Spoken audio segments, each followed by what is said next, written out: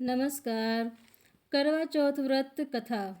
महिलाओं के अखंड सौभाग्य का प्रतीक करवा चौथ व्रत की कथा कुछ इस प्रकार है। एक साहूकार के 7 लड़के एक लड़की थी। एक बार कार्तिक मास की कृष्ण पक्ष की चतुर्थी तिथि को सेठानी सहित उसकी 7 बहुएं और उसकी बेटी ने भी करवा चौथ का व्रत रखा।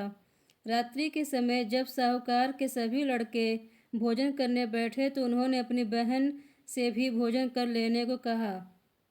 इस पर बहन ने कहा, भाई अभी चांद नहीं निकला है, चांद के निकलने पर अर्घ देकर ही मैं आज भोजन करूंगी। साहूकार के बेटे अपनी बहन से बहुत प्रेम करते थे। उन्हें अपनी बहन का भूख से व्याकुल चेहरा देख बेहद दुख हुआ। साहूकार के बेटे नगर के बाहर चले गए और वहां एक पेड़ पर चढ़कर अग्नि जला दी। घर वापस आकर उन्होंने अपनी बहन से कहा, देखो बहन, चांद निकल आया है, अब तुम उन्हें अर्घ देकर भोजन करो। साहूकार की बेटी अपनी भाभियों से कहा, देखो चांद निकल आया है, तुम लोग भी अर्घ देकर भोजन कर लो।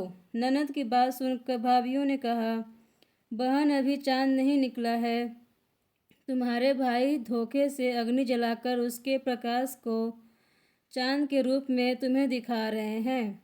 साहूकार की बेटी अपनी भाभियों की बात अनसुनी करते हुए भाइयों द्वारा दिखाए गए चांद को अर्घ देकर भोजन कर लिया।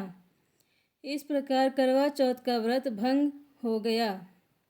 भंग होने के कारण विघ्नहर्ता भगवान श्री गणेश साहूकार की लड़की पर अप्रसन्न हो गए। गणेश जी के अप्रसन्नता के कारण उस लड़की के पति बीमार पड़ गया और घर में बचा हुआ धन उसकी बीमारी में लग गया।